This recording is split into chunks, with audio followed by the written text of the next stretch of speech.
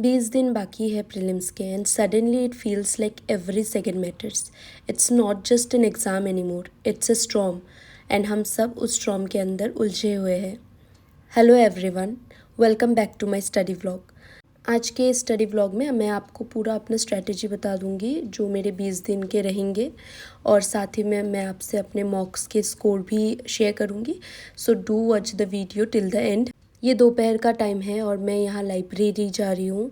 अपने सुबह का पढ़ाई का सेशन कंप्लीट कर लिया था मैंने अपने घर में and right now I am going to library. तो अभी जो नेक्स्ट सेशन है वो मैं आपको लाइब्रेरी में ही दिखाऊंगी. दोपहर का टाइम है लेकिन धूप नहीं है. लगता है बारिश होने वाली है, एकदम बूंदें भी गिर रही है. सो फाइनली मैं लाइब्रेरी पहुंच गई. ये मेरे घर से ज़्यादा दूर है भी नहीं, मुझे 6-7 मिनट ही लगते हैं यहाँ पहुंचने में. आज जब मैं सुबह उठी थी ना तो I had this weird mix of motivation and anxiety कि क्या पढूं पहले.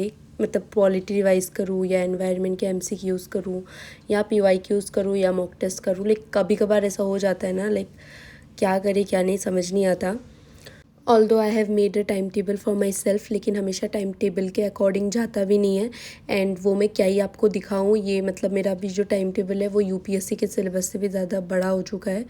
Well I was analysing the mock test जो मैंने आज सुबह घर पे दिया था. तो सुबह ही अटेम्प्ट कर लिया था मैंने 2 घंटा लगा के और यहाँ पे अभी मैं एनालिसिस कर रही हूँ. और एक्चुअली अभी मैंने अपने दिन को ऐसे डिवाइड कर रखा है कि सुबह मैं 2 घंटा मॉक टेस्ट देती हूँ जो GS का होता है पेपर 1, और यूजुअली मैं दोपहर को देती हूँ CSET का टेस्ट. ये फुल लेंथ टेस्ट सीरीज़ मैंने 3 दिन पहले मंगाए थे जो गणेश बुक स्टोर से मंगाए थे क्योंकि मेरे पास था नहीं, और CSET का भी मंगा लिया, वो आज आ जाएगा. ये जो टेस्ट के पीछे आंसर्स होते हैं उनको एनालिसिस करके ही मैं अपना मतलब रिवीजन कर रही हूँ और ख़ुद को मोटिवेट ये बोल के कर रही हूँ कि हाँ रिवीजन कहीं ना कहीं तो हो रहा है.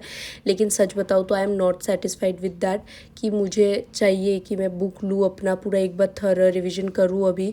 लेकिन 20 दिन में ये ज़्यादा वाइज डिसीजन मुझे लग भी नहीं रहा है कि मैं मतलब थॉरो रिवीजन कर पाऊँगी.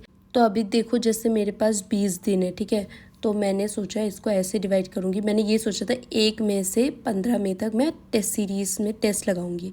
तो टेस्ट लगाना मतलब बहुत ज़्यादा टाइम कंज्यूमिंग हो रहा है. उसके लिए मेरे पास टाइम अगर बाद में रिवीजन के लिए नहीं बचा तो मुझे बहुत दुख होगा.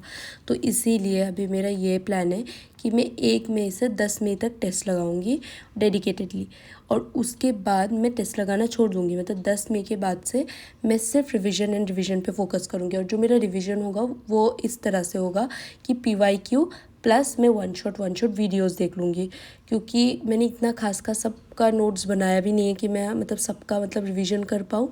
मैंने उन्हीं पॉइंट्स के नोट्स बनाए जो मतलब मुझे लगते थे कि नहीं ये मैं भूलने के चांसेस है, तो उन्हीं को मैं लास्ट मोमेंट में रिवीजन करूँगी. जो मेरे नोट्स हैं उससे मैं लास्ट 5 डेज़ पहले ही उसको मतलब टच करूँगी. उससे पहले PYQ प्लस अभी वन शॉट वीडियोस देख लूँगी, तो शायद एक बार कवर हो जाए सारा थॉरली.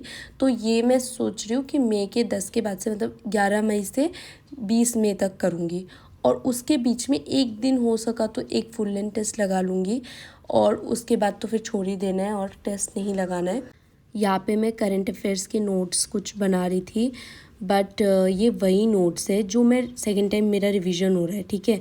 तो ये कुछ नया मैं अभी नहीं कर रही हूँ, वो सेकेंड टाइम रिवीजन है. उसी में जो मुझे ऐसा लग रहा है कि मैं भूल जा रही हूँ क्योंकि मॉक में दे रही हूँ, तो मॉक टेस्ट में मुझे पता चल रहा है कि ये कमी है मुझ में. तो बस उन्हीं टॉपिक्स का नोट्स बना रही हूँ फाइनली.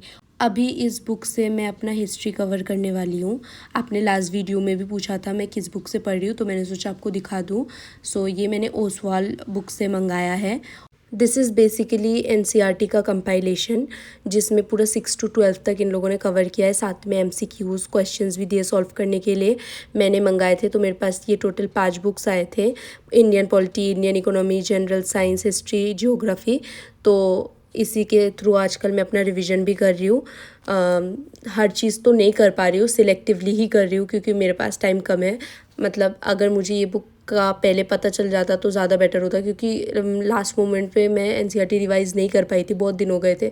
तो मैंने सोचा था कि कुछ ऐसा मिल जाए जो मतलब एक कंपाइल फॉर्म में हो, जल्दी जल्दी मेरा हो जाए।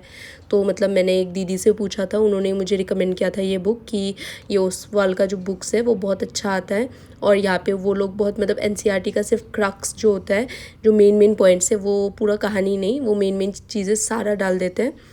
तो अगर आप अभी न्यू हो और अगर आप सोच रहे हो कि एनसीईआरटीज़ आपका मन नहीं है पूरा 6 से लेके 12 तक पढ़ने का, तो आप इस बुक को रेफ़र कर सकते हो। ये सही में बहुत अच्छा है, 6 से लेके 12 तक आपका कवर हो जाएगा, फिर आप 11 और 12 का अलग से पढ़ सकते हो। और जिसने पढ़ भी लिया एक बार एनसीईआरटी, तो भी वो ये as a revision book use कर सकता है। तो I will give you the link in the description box, आप चेक कर लेना, ठीक है। तो मैंने जल्दी जल्दी से 5-6 चैप्टर्स रिवाइज़ कर लिए थे हिस्ट्री के, और फिर एमसीक्यूज़ भी लगा लिए थे, क्योंकि उस बुक में एमसीक्यूज़ भी दिए हुए थे, तो उसी से मैंने सॉल्व कर लिया।